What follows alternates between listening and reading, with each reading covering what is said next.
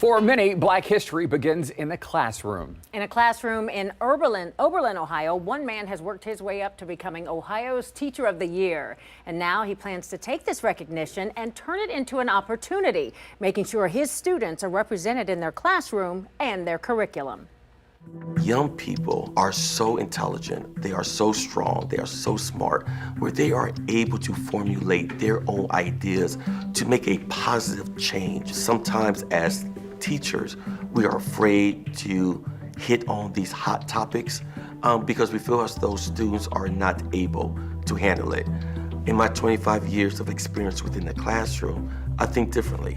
I think students are able to handle it. I think students want to handle it. I walk into this classroom every day and I know that even though we do cover some uncomfortable topics, sometimes he asks the hard questions, he always makes it a very safe environment and makes sure that we're all comfortable. I'm fortunate enough to teach African American history, a course that really dives into the culture, the heritage, the traditions of African Americans, not only in America, but in the diaspora as well. I also teach a course that is called Race, Gender, and Oppression.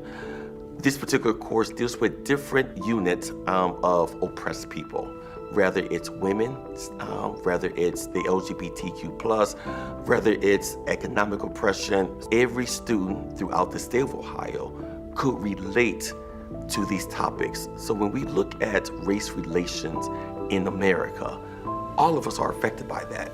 Whether it's positively or negatively, we are affected. And I think it's so important for students to feel comfortable talking about race, for students to feel as though they have a say-so in regards to changing the trajectory of this country. Every class I've taken from him has been my favorite class of that year. When we take race, gender, oppression, or African American history, we get to confront issues that normally are hard to talk about and people that make people uncomfortable. And I think that it's really cool that Mr. Russell just dives right into them without fear or any hesitation. We make sure that we listen, that we respect people's opinions, that we don't criticize, we are not judgmental, and we want to make sure that students feel comfortable speaking out. He's become a really influential role model for me. He's a type of teacher that I can just come to when I have a problem, and I feel like he's like that for most of the students at this school. The way that he makes sure he includes everyone and everyone's voice is heard, bar none. I've never seen anything like it, and I'm just glad to experience it, and I'm glad to be a part of it. It's your responsibility as an educator to listen to them, to try to console them, but at the same time, to frame that in a sense of education as well.